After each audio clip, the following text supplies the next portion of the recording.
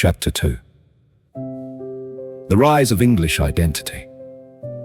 When Rome withdrew its legions from Britain in the early 5th century, the island was left to govern itself. For the first time in centuries, Roman towns, roads, and customs remained. But the political structure that had held Britain together was gone. Local leaders, warlords, and small kingdoms emerged in its place. There was no single British identity, only scattered communities trying to survive in a changing world. Into this uncertainty came new groups from across the North Sea. The Angles, Saxons, and Jutes arrived in waves, first as hired soldiers and later as settlers. They brought their own languages, customs, and traditions. Over time, these groups established their own territories, forming the early English kingdoms of Northumbria, Mercia, Wessex, Kent, and others. Each kingdom had its own rulers and its own way of life, but they shared a common cultural foundation that would eventually become the English identity. The language these settlers spoke became the root of what we now call English.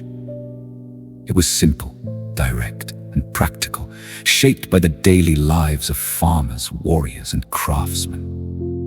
This early form of English would later absorb words from Latin, Norse, and French, but its foundation was laid during this period.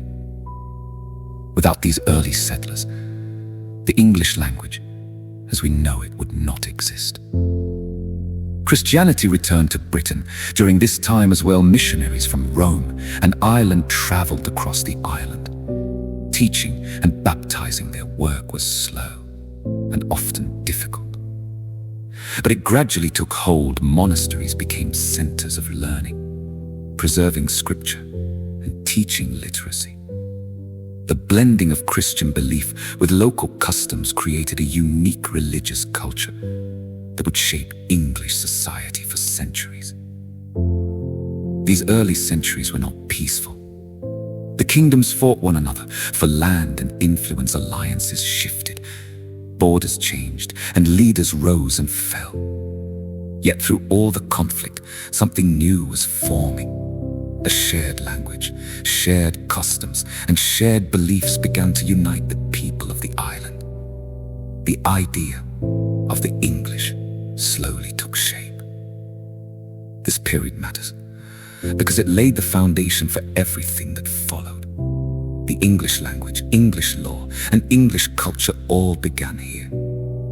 The later events that shaped the modern world, such as the Norman Conquest, Magna Carta, the English Bible, the Reformation, and the colonization of America, were only possible because of the identity formed in these early centuries.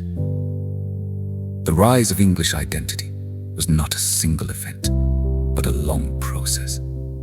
It grew out of migration, conflict, faith, and adaptation. It created a people who would play a central role in shaping the Western world. And it set the stage for the next turning point in our story. The arrival of a new power that would transform England and influence the course of history for generations.